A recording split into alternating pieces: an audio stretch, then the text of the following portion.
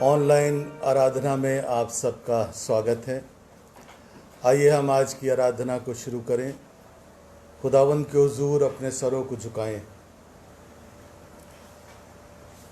अय कादिर मुतलक खुदा, जो सब इंसानों के दिलों की ख्वाहिशों को जानता है और जिससे कोई भेद छिपा नहीं है, तो अपनी रूहुल कुद्दूस की तासीर से हमारे दिल के सारे ख्यालों को पाक कर कि हम तुझको कामिल तौर से प्यार करें और तेरे मुकद्दस नाम को जलाल दें, हमारे खुदावंद यीशु मसीह के वसीले से, आमीन।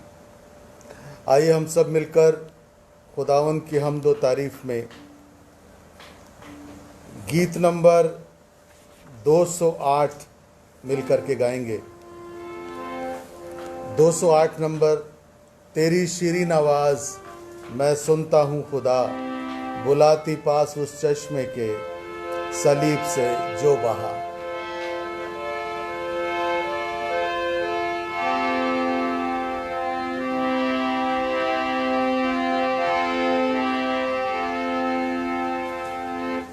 तेरी शीरीन आवाज़ मैं सुनता हूँ खुदा,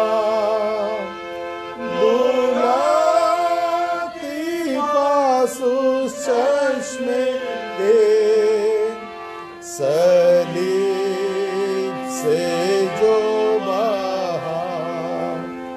आता हूँ मसीह,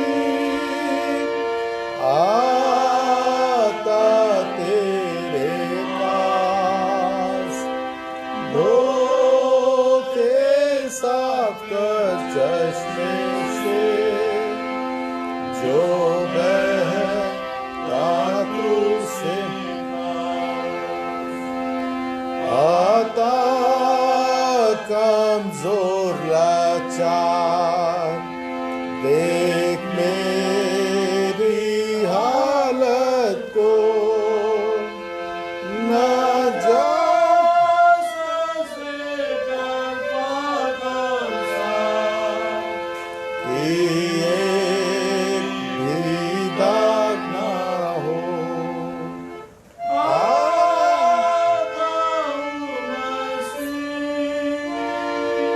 आता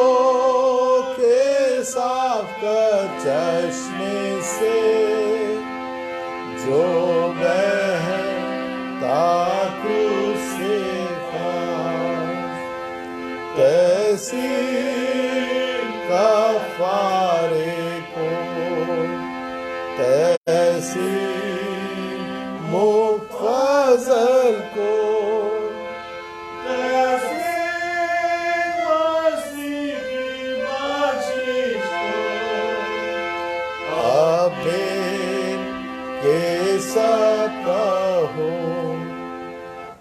आता हूँ मसीह, आता तेरे पास, धोखे साफ कर चश्मे से जो बहे आंखों से खास। आइए हम सब मिलकर दुआ में मिलेंगे। अपने सरों को झुकाएं, दुआ मांगे।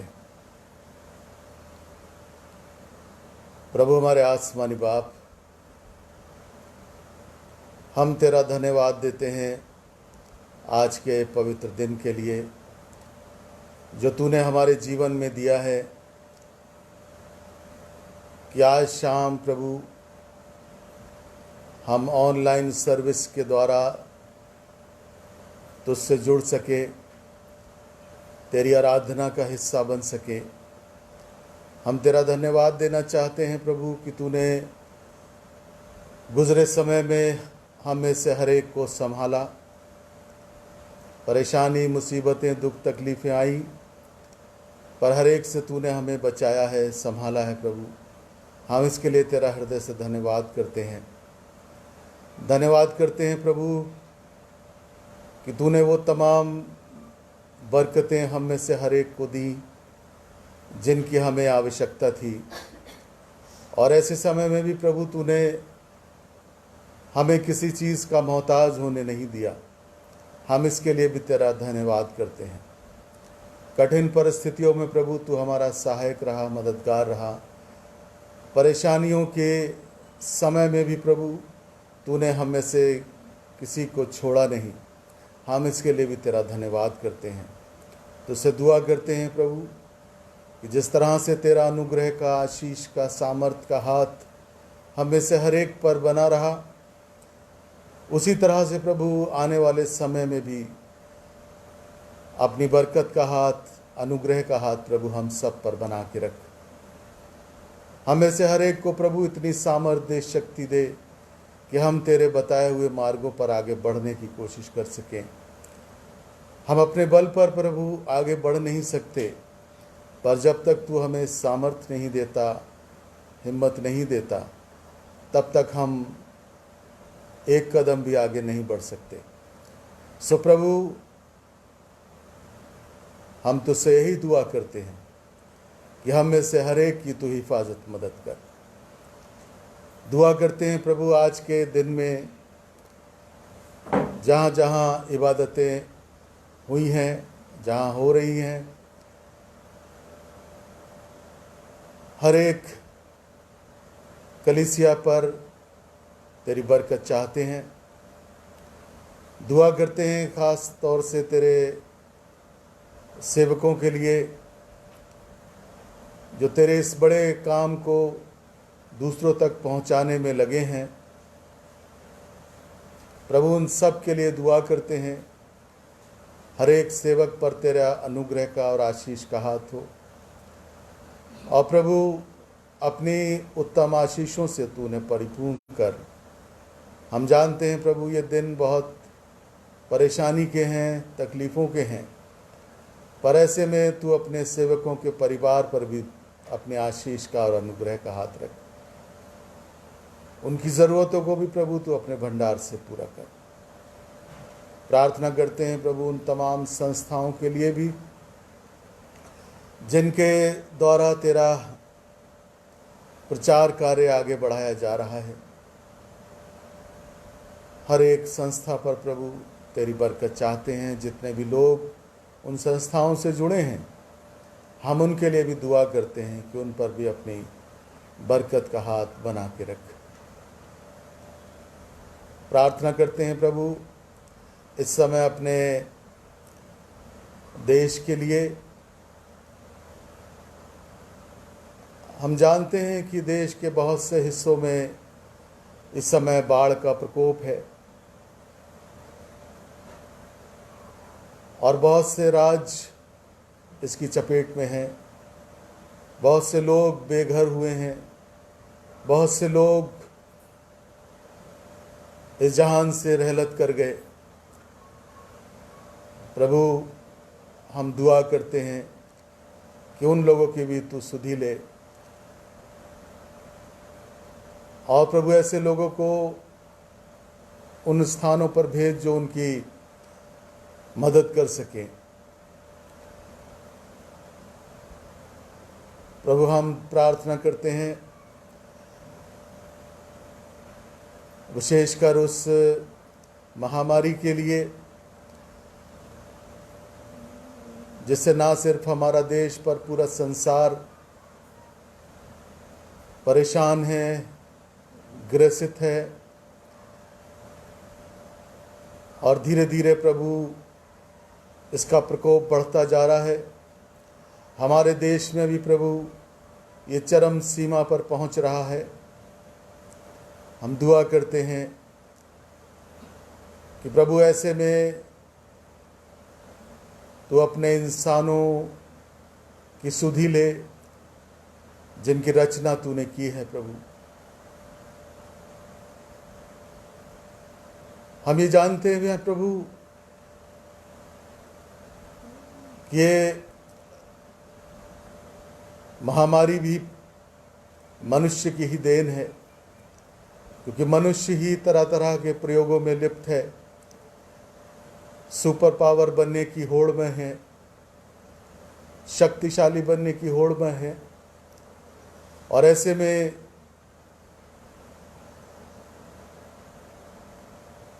करोड़ों की संख्या ऐसे लोगों की है प्रभु जिनका इन बातों से कोई लेना देना नहीं है, पर वो इसकी चपेट में है। बहुत से लोगों ने अपने ज़िंदगी को हमेशा के लिए समाप्त किया है, इस दुनिया से रहलत कर गए हैं इस बीमारी की वजह से। बहुत से डॉक्टर, नर्सेस, पुलिसकर्मी भी प्रभु इसके शिकार हुए हैं। हम दुआ करते हैं प्रभु, अपना अनुग्रह का हाथ उन पर रख। जो बीमार हैं, इस समय इस संक्रमण से ग्रसित हैं, प्रभु उन पर अपने शिफा का हाथ रख। ये भी जानते हैं प्रभु अभी तक इसकी कोई मेडिसिन, वैक्सीन तैयार नहीं है, पर प्रभु तू अपने लोगों की रक्षा कर, उन्हें अपनी सुरक्षा प्रदान कर। ये लोग भी प्रभु इस बात को जान सकें, समझ सकें कि उन्हें अपना ध्यान रखना अवश्य है। प्रभु, हम प्रार्थना करते हैं उन तमाम लोगों के लिए जो इस सेवा से जुड़े हैं, अभी भी प्रभु सेवारत हैं, मेडिकल स्टाफ के लोग प्रभु, पुलिसकर्मी लोग, सरकारें भी प्रभु इसमें योगदान दे रही हैं, सामाजिक संस्थाएं भी इसमें लगी हैं। प्रभु, हम हर एक के लिए दुआ करते हैं कि प्रभु ऐसे समय में तो सबकी मदद कर। जिन लोगों तक मदद नहीं पहुंच रही है उन तक भी प्रभु मदद पहुंच सके। जो लोग हॉस्पिटलाइज्ड हैं, हम उनके लिए भी दुआ करते हैं, उन्हें भी प्रभु तो अपनी शिफा इनायत कर। प्रार्थना करते हैं प्रभु उन तमाम लोगों के लिए जो इस समय वायरल बुखार से ग्रसित हैं। हर परिवार में कोई ना कोई बीमार है। प्रभु, हम उनके लिए दुआ करते हैं, अपनी शिफा के हाथ को उनके ऊपर बढ़ा और उन्हें शिफा इनायत कर। इन दिनों में प्रभु खास तौर से तेरा अनुग्रह का हाथ अपने लोगों पर बना रहे। इस समय विशेषकर प्रार्थना करते हैं मिसेस माया रामदास के लिए, जिनका कल ऑपरेशन हुआ प्रभु तू उनको अपनी शिफा इनायत कर। जल्दी प्रभु वो पूर्ण रूप से शिफा को हासिल करें और वो और उनका परिवार तुझको धन्यवाद की भेंट अर्पित करने पाए। इसी तरह से हम प्रार्थना करते हैं डॉली राय के लिए। प्रभु बेटी पर भी तेरा अनुग्रह का हाथ हो, जो बहुत लंबे समय से बीमार है। प्रभु तेरा अनुग्रह का हाथ उस पर हो, अपना शिफा का हाथ प्रभु उस पर भी बढ़ा। प्रार्थना करते हैं मिसेस कैथरीन प्रसाद के लिए, जो इस समय एडमिट हैं। प्रभु हमारी दुआ है अपनी शिफा के हाथ को उनके ऊपर भी बढ़ा, शिफा इनायत कर, कि वो प्रभु चंगाई को जल्द ही हासिल करें और वो भी तुझे धन्यवाद की भेंट अर्पित कर सकें। उनके परिवार पर भी प्रभु तेरी बरकत का हाथ हो। कलीसिया में जितने बुजुर्ग लोग हैं प्रभु, हम उनके लिए भी दुआ करते हैं। प्रभु हर एक को अपनी हिफाजत में रख, प्रभु हर एक को अपनी सामर्थ्य से परिपूर्ण कर। बुजुर्गी के आलम में प्रभु तू विशेष उनकी सहायता और मदद कर। और भी अगर कोई बीमार है, हमारी दुआ है अपने हाथ को प्रभु उन पर बढ़ा, शिफा इनायत कर। दुआ करते हैं प्रभु आने वाले दिनों के लिए, तो हम में से हर एक को अपने महिमा के लिए तैयार कर। आज के आराधना को प्रभु हम तेरे सामर्थी हाथ में देते हैं। आज जो वचन का बीज बोया जाता है, उस पर तेरी बरकत चाहते हैं। दुआ करते हैं तेरे दास के लिए, रेवरेंड एस प्रसाद के लिए प्रभु अपनी आत्मा का अभिषेक दे। जो वचन उनके द्वारा प्रचार किया जाता है प्रभु, जब वो वचन को प्रचार करते हैं तो तुझ में होके वचन को प्रचार करें और तेरा वचन प्रभु उनके मुख से निकलने पाए और सुनने वाले प्रभु आशीषित हों। अपने दास को अपनी आत्मा का अभिषेक दे। जितने भी लोग प्रभु हमारी आराधना से जुड़े हैं, जहाँ कहीं भी पाए जाते हैं, जिस शहर में हैं, जिस देश में हैं, हमारी दुआ है हर एक को उनके स्थानों पर अपनी बरकतों से परिपूर्ण करना। आज की आराधना को प्रभु तेरे सामर्थी हाथ में देते हैं। प्रार्थना को उद्धार करता प्रभु यीशु क्रिस्ट के नाम में हुक्म मांगते हैं, आमीन। ऐ हमारे बाप जो आसमान पर है, तेरा नाम पाक माना जाए, तेरी बादशाहत आवे, तेरी मर्जी से आसमान पर पूरी होती ज़मीन पर भी हो। हमारे रोज़ की रोटी आज हमें बख्श दे, जिस तरह अपने कसूर वालों को माफ़ करते हैं, हमारे कसूरों को माफ़ कर। हमें आजमाइश में ना पड़ने दे, बुराई से बचा। बादशाह कुदरत और जलाल हमेशा तेरे, आमीन। बाइबल का पाठ सुनेंगे मिसेस शमा जॉनसन बाइबल का पाठ हमारे बीच में पढ़ेंगी।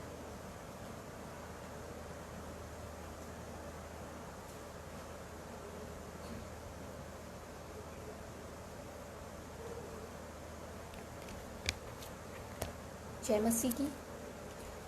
आप लोग मेरे साथ परमेश्वर के वचन से पढ़ने के लिए निकाल लीजिए पहला कुरिन्थियों अध्याय 13 उसकी 8वीं आयत से 13वीं आयत तक। प्रेम कभी टलता नहीं। भविष्यवाणियाँ हों तो समाप्त हो जाएंगी, भाषाएं तो जाती रहेंगी, ज्ञान को तो मिट जाएगा, क्योंकि हमारा ज्ञान अधूरा है और हमारी भविष्यवाणी अधूरी। परंतु जब सर्वसिद्ध आएगा तो अधूरा मिट जाएगा। जब मैं बालक था तो मैं बालकों के समान बोलता था, बालकों का सा मन था, बालकों की सी समझ थी। परंतु जब सियाना हो गया तो बालकों की बातें छोड़ दी। अभी हमें दर्पण में धुंधला सा दिखाई देता है, परंतु उस समय आमने सामने देखेंगे। इस समय मेरा ज्ञान अधूरा है, परंतु उस समय ऐसी पूरी रीति से पहचानूंगा जैसा मैं पहचाना गया हूँ। पर अब विश्वास, आशा, प्रेम ये तीनों स्थायी हैं, पर इनमें सबसे बड़ा प्रेम है। परमेश्वर के वचन के पढ़े और सुने जाने पर आशीष हो।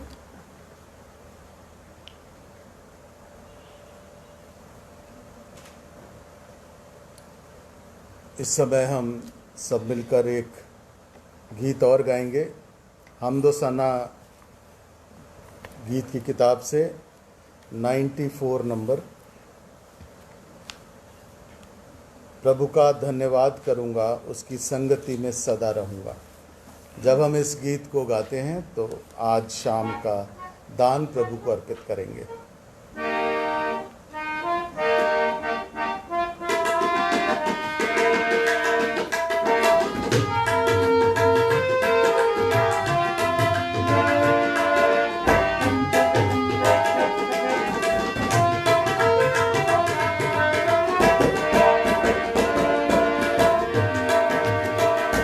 प्रभु का धन्यवाद करूंगा, उसकी संगति में सदा रहूंगा। साथ चलूंगा मैं जरूर पाऊंगा, साथ चलूंगा मैं जरूर पाऊंगा। प्रभु का ना देगी मुझे दुनिया कभी भी कोई सुख और शांति आराम, ना देगी मुझे दुनिया कभी भी कोई सुख और शांति आराम। मेरे यीशु के साथ संगति में, मेरे यीशु के साधन संगति में सदा मिलती खुशी मुझको। प्रभु का धन्यवाद करूंगा, उसकी संगति में सदा रहूंगा। साथ चलूंगा मैं जरूर पाऊंगा, साथ चलूंगा मैं जरूर पाऊंगा। प्रभु का धन्यवाद करूंगा। मेरी जिंदगी की हर परेशानी में खुल जाता है आशा का द्वार। मेरी जिंदगी की हर परेशानी में खुल जाता है आशा का द्वार। कभी ना डरूंगा, कभी ना हटूंगा, कभी ना डरूंगा, कभी ना जान भी देना पड़े। प्रभु का धन्यवाद करूंगा, उसकी संगति में सदा रहूंगा। साथ चलूंगा मैं जरूर पाऊंगा, साथ चलूंगा मैं जरूर पाऊंगा। प्रभु का कितना अच्छा है वो, कितना धन्य है वो, यीशु ही मेरे जीवन का साथी। कितना अच्छा है वो, कितना धन्य है वो, यीशु ही मेरे जीवन का साथी। मेरी जरूरतों को पूरी करता है वो, मेरी जरूरतों को पूरी करता है वो। कोई घटे नहीं मुझको। प्रभु का धन्यवाद करूंगा, उसकी संगति में सदा रहूंगा। साथ चलूंगा मैं जरूर पाऊंगा, साथ चलूंगा मैं जरूर पाऊंगा। प्रभु का धन्यवाद करूंगा। मेरी आयु के दिन पग पग में सदा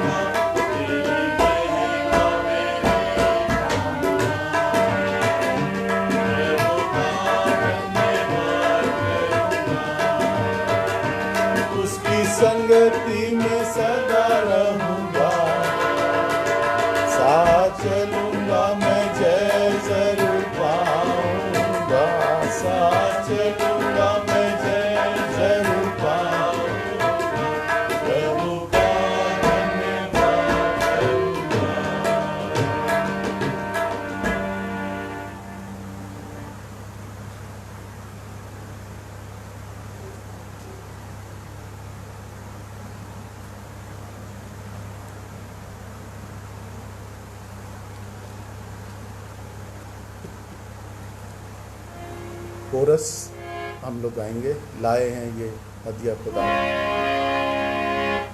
लाए हैं ये हदिया खुदावन, लाए हैं ये हदिया खुदावन, तेरा ही है, तू ही मेरी जान है, तेरा ही है, तू ही मेरी जान है। कर कबूल से आशीष इस पर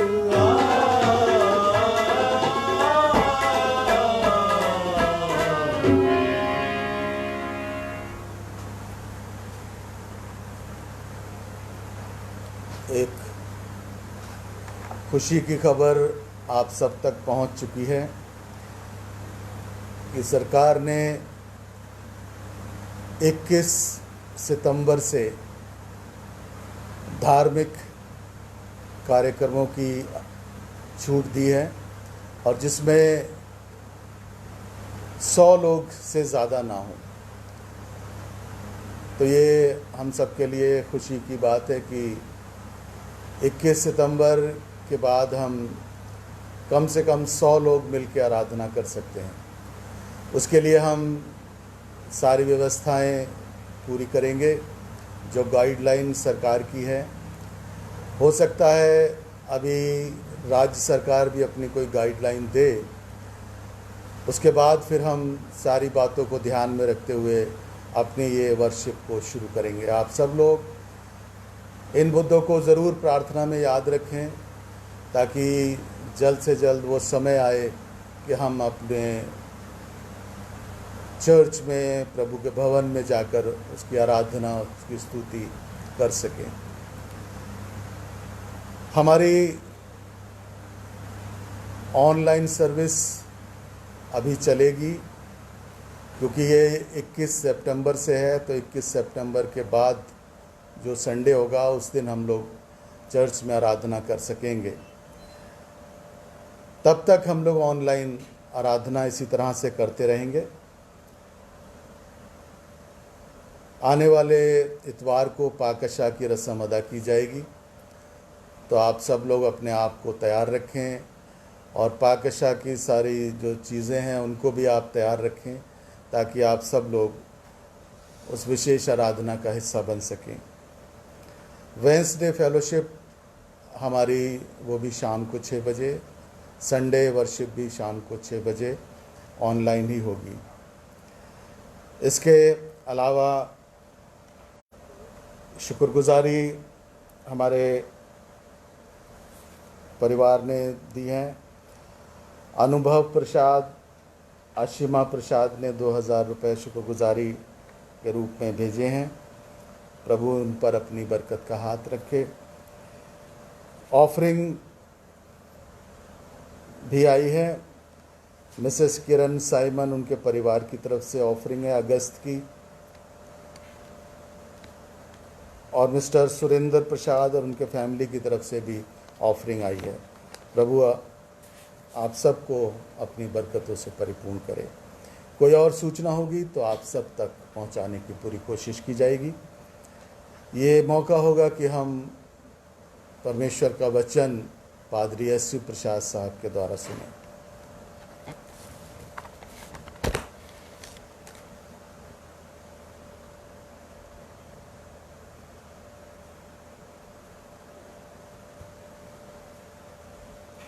आप सबको जय मसीह की। आज जो कलाम से पढ़ा गया पहला कुरिन्थियों और उसका 13वां अध्याय, उसके 8वें पद से लेकर 13 पद तक, हम जो आज विचार करेंगे मात्र 13वें पद पर करेंगे। पर आशा, विश्वास और प्रेम ये तीनों स्थायी हैं, और प्रेम सबसे बड़ा है। परमेश्वर ने जगत से प्यार किया और अपने इकलौते पुत्र को हमारे लिए दे दिया, ताकि जो कोई उस पर विश्वास करे वो हलाक ना हो, परंतु हमेशा की जिंदगी पाए। और विश्वास शब्द जो है मसीह सिद्धांत के अंदर आता है, और मेन आयत जो है बाइबल की, जो अभी बोली मैंने, यूहन्ना 3:16, कि परमेश्वर ने जगत से प्यार किया और उसने अपना इकलौता पुत्र बख्श दिया ताकि जो कोई उस पर लाए, ईमान लाए, हलाक ना हो पर हमेशा की जिंदगी पाए। विश्वास के द्वारा हम हमेशा की जिंदगी हासिल कर सकते हैं, जिसको कि हर मसीही की अभिलाषा होती है कि वो अनंत जीवन पाए। और इसके लिए विश्वास के बहुत से ऐसे उदाहरण हमारे कलाम के अंदर पाए जाते हैं, जिससे विश्वास से लोगों ने चंगाई पाई। और कुछ ऐसी विश्वास भी थे जो दृढ़ विश्वास थे, कुछ ऐसे विश्वास थे, साहसिक विश्वास थे, जो हमारे लोगों ने बाइबल के काल में, यीशु मसीह के समय में और उससे पहले भी विश्वास को दर्शाया। और आज जो खास बात है कि हम उस स्त्री को देखेंगे, स्वरूपिणी की, जिसका विश्वास देखिए कि वो यीशु मसीह से दरख्वास्त करती है अपने बच्चे के लिए कि तू उसके लिए प्रार्थना कर। और यीशु मसीह उसको ऐसा जवाब देता है कि अपनी रोटी कुत्तों को नहीं देते, परंतु उसने ऐसा विश्वास दिखाया कि जो चूर चार दस्तरखान से गिर जाते हैं वही दे दे। ये कितना बड़ा विश्वास था उसका, और उसका बच्चा चंगा हो गया। इसके अलावा एक और विश्वास है, और भी बहुत से विश्वास हमारे कलाम के अंदर पाए जाते हैं, परंतु इसका संबंध अनंत जीवन से है। हम सिर्फ इस आयत तक सीमित रहते हैं, आज तक हमने ये सोचा नहीं। अभी एक ये समस्या चल रही है कोरोना की, वायरस की, जो कि किसी को नहीं दिखता, और परमेश्वर भी किसी को नहीं दिखता, किसी ने नहीं देखा परमेश्वर को, कलाम कहता है। और वो परमेश्वर अदृश्य है, उससे हम नहीं डरते, परंतु किससे डरना है? कोरोना से, जो कि शैतान के द्वारा जनित है। आज हम इसमें तुलना करें, कंपेयरिंग करें कि हम किस चीज़ से डर रहे हैं। परमेश्वर से नहीं डर रहे हैं, उसकी तरफ ध्यान नहीं दे रहे हैं, जबकि उसने बहुत से ऐसी मानव जाति से बाचाएं बांधी हैं जिनको हम सब जानते हैं और अक्सर पासवानों से सुनते हैं और खुद भी पढ़ते हैं कलाम के अंदर, परंतु हम उस पर विश्वास नहीं करते। हम उस कोरोना से डर रहे हैं, उस वायरस से, जो बहुत अदृश्य है, और ये भी अदृश्य है परमेश्वर भी। जबकि परमेश्वर के पास सुरक्षा है, जीवन है, ज्योति है, मार्ग है, सच्चाई है, उसकी तरफ ध्यान नहीं देते। और वो अंधकार का पिता है शैतान, जिसने ये जनित किया। कोई देश हो सकता है या जिसने भी ये कोरोना फैलाया, उससे कोई मतलब नहीं है। ये सिर्फ परमेश्वर की आराधना में या उससे संगति में बाधा डालना।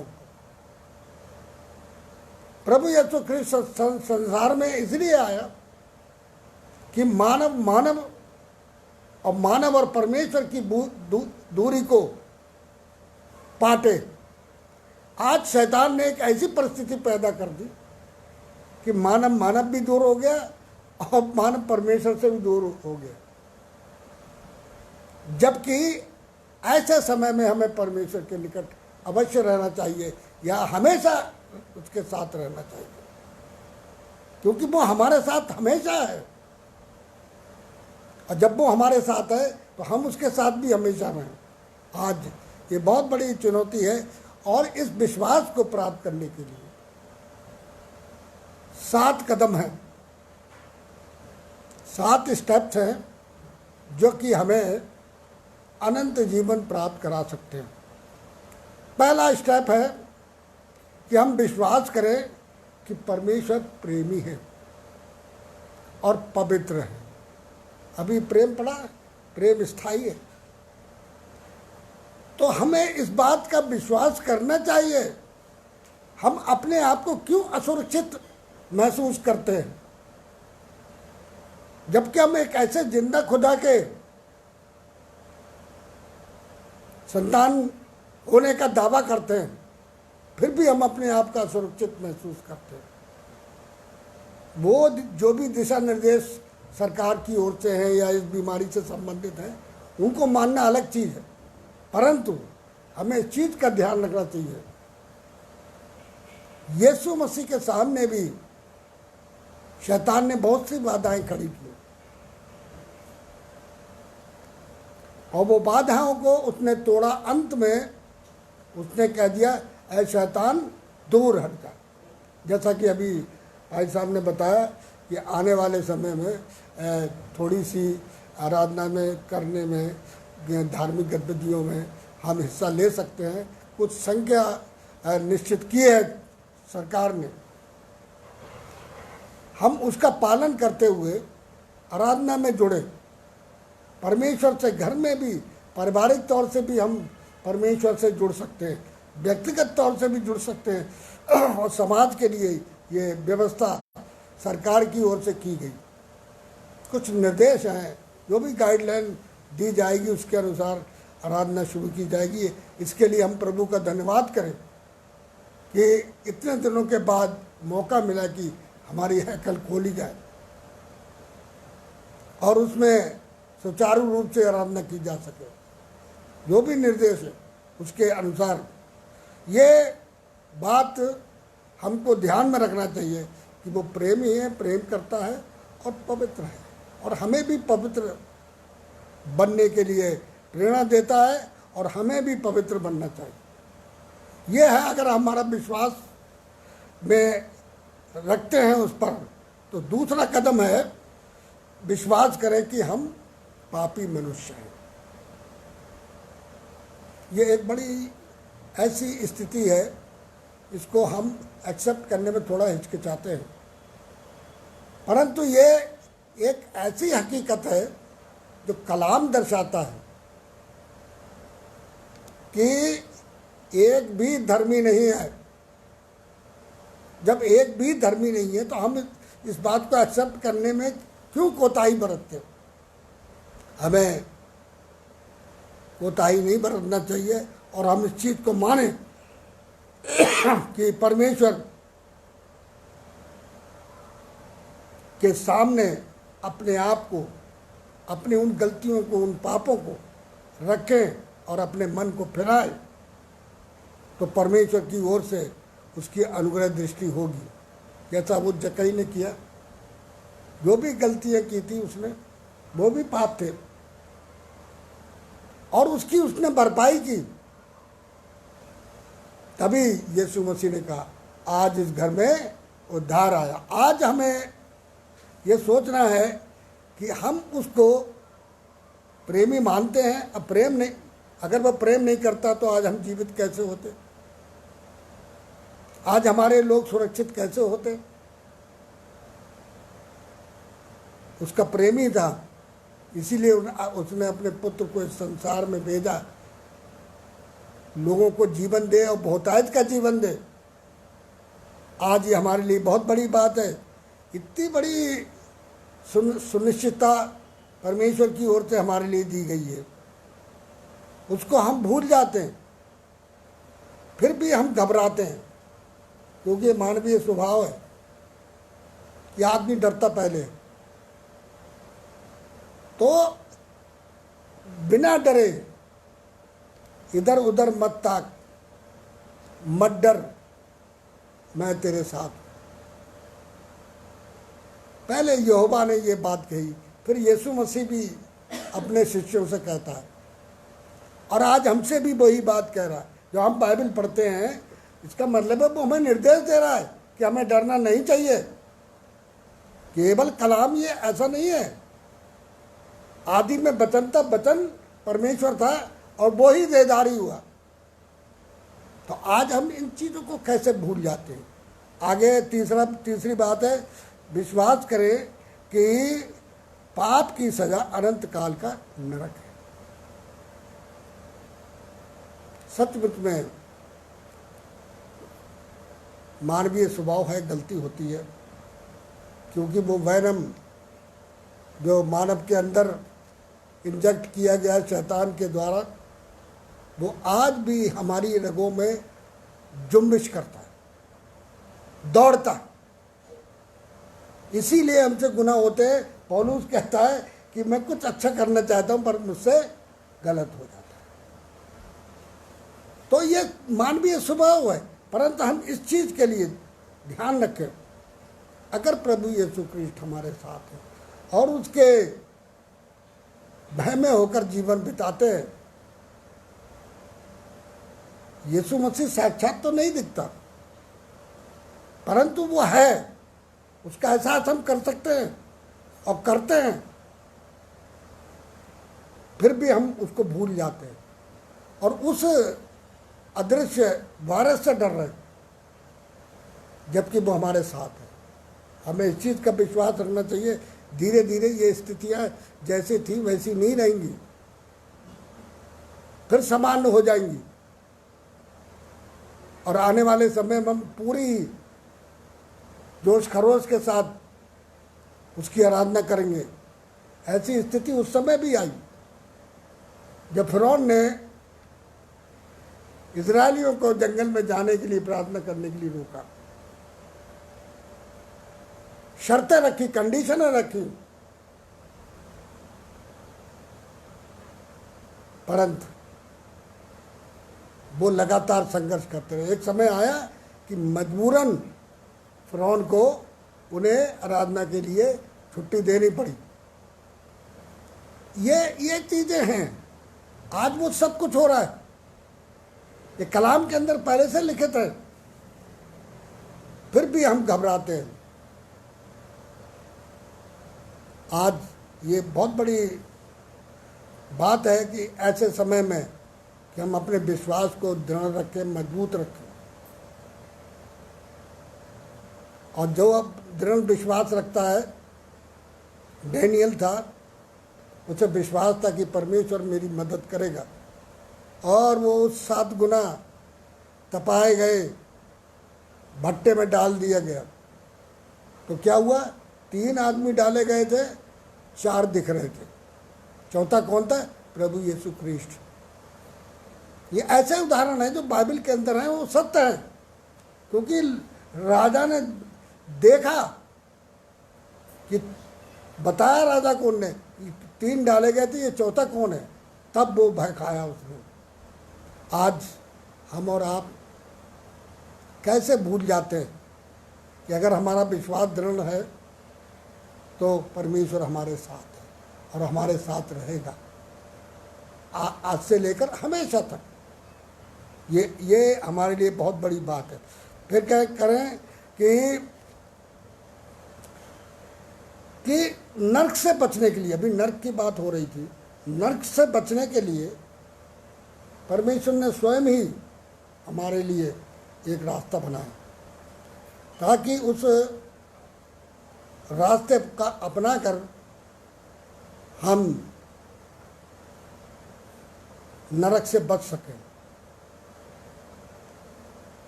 प्रभु यीशु ख्रिस्त इस संसार में आया और जो भी जिम्मेदारियां उसको बख्शी थी, उसके पिता ने दी थी, उन जिम्मेदारियों को पूरे ईमानदारी के साथ, निष्ठा के साथ उसने पूरा किया।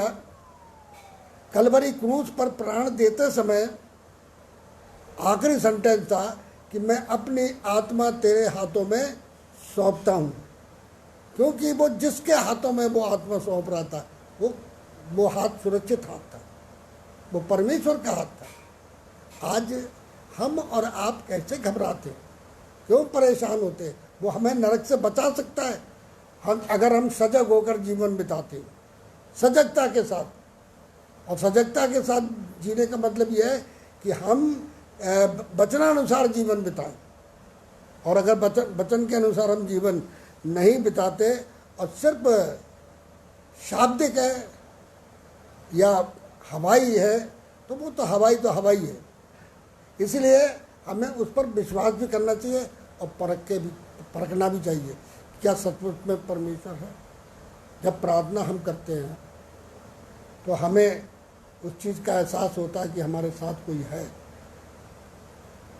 और उसका एहसास होता है, और तो हम ये मान लेते हैं कि जो हमने मांगा है वो हमें मिलेगा, क्योंकि उसके बेटे के माध्यम से मांगा है। आज ये बहुत बड़ी बात है जिसको कि हम चिंता करते हैं। जैसे कलाम में लिखा है यूहन्ना 14 बाब में, तीन चीज़ों की चिंता होती है आदमी की, रोटी, कपड़ा और मकान। संसारिक तौर से भी और आत्मिक तौर से। और यीशु मसीह साफ कह रहा है 14वें अध्याय में, मेरे पिता के घर में बहुत से रहने के स्थान हैं, अगर नहीं होते तो मैं तुम्हें बता देता, और मैं जाता हूँ तुम्हारे लिए तैयार करूँगा, जहाँ मैं रहूँ वहाँ तुम भी रहो। ये चीज़ें, ऐसी चीज़ें, ऐसे आश्वासन परमेश्वर ने गारंटी दी, और उस पर भी हमें विश्वास नहीं है। आज हम चिंतित होते हैं, प्रयास कर रहे हैं, परंतु परमेश्वर को नहीं ढूंढते। उसको ढूंढे, प्रभु यीशु क्रिस्ट हमारे साथ है, हर समय रहता है। ज़्यादा लंबी प्रार्थना नहीं करनी है, थोड़ा सा ही रिक्वेस्ट करेंगे, एकदम मिस कॉल देना है और तुरंत ही वो उठा लेगा और बात करेगा और सहायता देगा, क्योंकि संकट में अति सहज से मिलने वाला सहायक है वो। ये संकट का समय है, परंतु हम भूल जाते हैं, अपनी युक्ति अपनाने लगते हैं, और युक्ति में हमारा नुकसान होता है। अगली बात है, विश्वास के साथ यीशु को अपना उद्धारकर्ता माने। कलाम में लिखा है, वो जेल का जो अधीक्षक था, वो जब उसने देखा और वो पौलुस और जो भी शिष्य उसके अंदर जेल में बंद थे, उनकी बेड़ियाँ खुद ही टूट गई, तो वो अपने आप को क्या करने लगा, हलाक करने लगा तलवार से। उसके बाद वो उसके चरणों पे गिर गए पौलुस के, और जब पौलुस के चरणों पे गिरा तो उसने कहा, प्रभु पर विश्वास करो, तुम्हारा उद्धार होगा। और उनका उद्धार हुआ। आज हम क्यों परेशान होते? सरकारी व्यवस्था अपनी जगह पर है, पर एक ऐसी मुकम्मल व्यवस्था की है परमेश्वर ने, जो कुर्बानी उसने कलवरी क्रूस पर की, वो संपूर्ण कुर्बानी, और उस कुर्बानी के तहत अगर हमारा विश्वास है तो निश्चित हम सुरक्षित हैं। और हम रसूलों का अकीदा बोलते हैं, मैं अधिकार रखता हूँ खुदा एक आदमी मतलब बाप है, उसमें यीशु मसीह का ही वर्णन है, रूह कुदूस से मुजस्सम होकर कुंवारी मरियम से पैदा हुआ। ये सब विश्वास जो है, विश्वास है, हम बोलते तो हैं पर इसका इस्तेमाल नहीं करते, और इसका हमने कभी तजुर्बा किया ही नहीं। और मसीहत जो है तजुर्बे का नाम है, जब तक हम उसका अनुभव नहीं करेंगे हमें कोई लाभ नहीं आत्मिक रूप से। और जैसे हम किसी डॉक्टर विशेष को पसंद करते हैं कि साहब उनकी दवाई हमारे लिए असर करती है, तो हम सबसे पहले उसी को फ़ोन करते हैं या उसके उसमें जाते क्लिनिक में, तो विश्वास है चंगाई हो जाती है। परंतु अगर हमारे अंदर थोड़ा सा भी अविश्वास होगा तो डॉक्टर भी कहते हैं भरोसा रखो।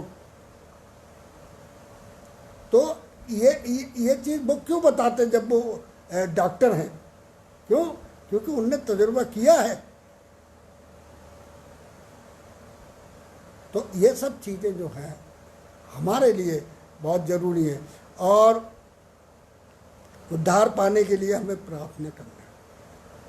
ये उद्धार का मतलब ये नहीं है आत्मिक उद्धार हो, ये इन सब तकलीफ़ों से भी उद्धार मुक्ति पा सकते हैं हम। तो इसके लिए हमें प्रार्थना करनी है और जब तक हम प्रार्थना नहीं करेंगे, अपनी समस्या उसके सामने नहीं रखेंगे तो वो समाधान क्या करें। और अगर हम उसके सामने नहीं रखते हैं, इसका मतलब वो हम किसी और के सामने रखते हैं और जबकि वो हमारा साथ में रहता था, हम उसके सहायक है वो, तो उससे हमें ये करना चाहिए। दूसरी बात, आखिरी बात यह है कि हम अपने विश्वास को कर्मों के द्वारा दिखाएं। कलाम में लिखा हुआ है, कर्म बिना विश्वास मुर्दा है। हमारे कामों से दिखाई देना चाहिए कि हम उसके चेले हैं। एक समय था जब क्रिश्चियन बच्चे, क्रिश्चियन लोग या क्रिश्चियन जहाँ भी रहते थे, हर आदमी की नज़र उस पर रहती थी और दूर से बता देते थे कि क्रिश्चियन है। आज ये सब चीज़ें क्यों नहीं? क्योंकि बहुत सी चीज़ें हमने छोड़ दी, कुछ ऐसी बातें हमने छोड़ दी जिन चीज़ों को पुराने बुजुर्गों ने हमारे अंदर बोया था। आज उसको जो थामे रहता है, इसीलिए पौलुस कहता है कि जो कुछ तुम्हारे पास है उसे थामे रहो और उस लक्ष्य के लिए बढ़ते चले जाओ जो हमारे लिए प्रभु यीशु क्रिस्ट ने निश्चित किया। हम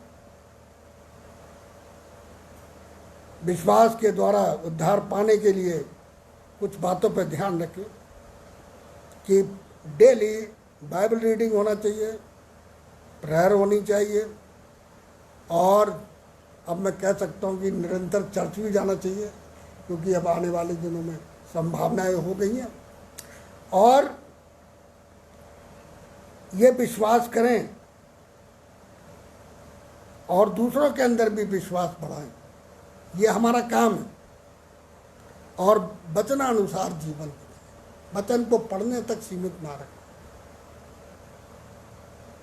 हमको वचन को पढ़ लेना या उसको थोड़ी देर के लिए समझ लेना, ये उसी की बात उसी के समान हो जाती है कि एक बेटा अपने बाप की बात सुनता है पर उस पर अमल नहीं करता। आज हमें वचनानुसार जीवन बिताना चाहिए। हमारे बाइबल में बहुत से उदाहरण हैं पुराने लोगों ने, जो हमारे कुलपति थे, नबी थे, इन लोगों ने अपनाया अपने जीवन में और अपनी संतानों को भी इसका लाभ दिया। आज ये आवश्यकता है इस समय कि हम परमेश्वर को अपने ऐसा समझें कि वो हमारे साथ है और उसका एहसास करते हुए उसके भय में चले और जिन चीज़ों से परमेश्वर घृणा करता है उनसे हम दूर रहें। यही हमारे लिए उसकी निकटता का एहसास होगा। और अगर हम निकटता का एहसास हमें हो रहा है और फिर भी हम गलत काम कर रहे हैं, इसका मतलब है कि हम परमेश्वर की निकटता का लाभ नहीं ले पा रहे। हमें उसका भय नहीं है। भय होगा तो हम जिन चीज़ों से परमेश्वर घृणा करता है वो चीज़ें हमारे अंदर नहीं पाएंगे। इसलिए ये विश्वास जो है, इसमें जो इटर्नल लाइफ की बात आई तभी प्राप्त होगा जब ये सब चीज़ें हम अपनाएंगे। परमेश्वर आप सबको आशीष दे। आमीन।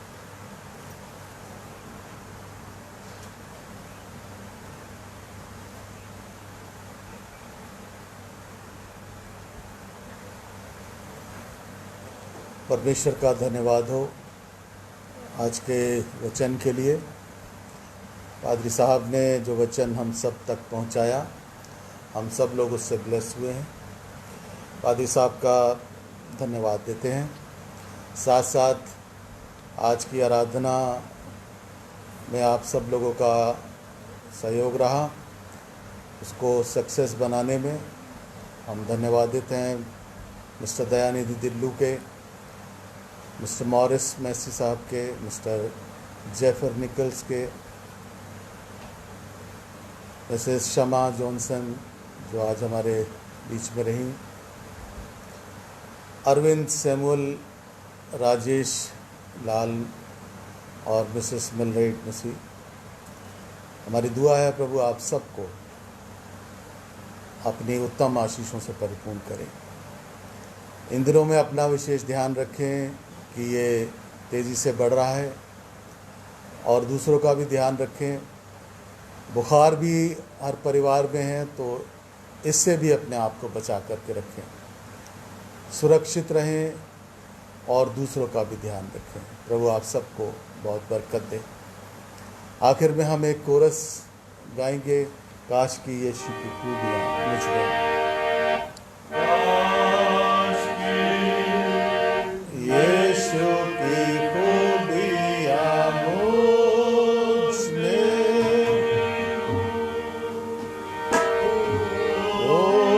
उसका जोश और मोहब्बत मिले मुझको,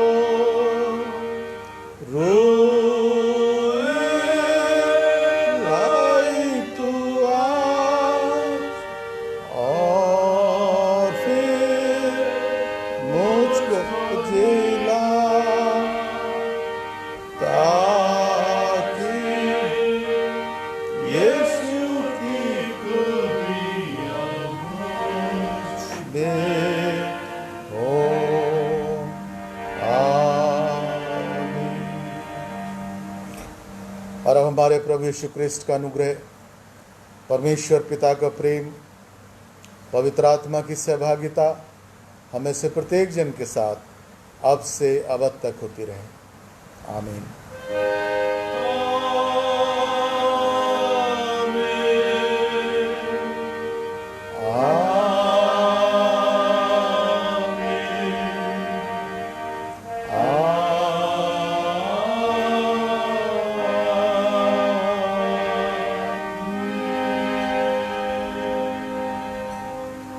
Thank you very much.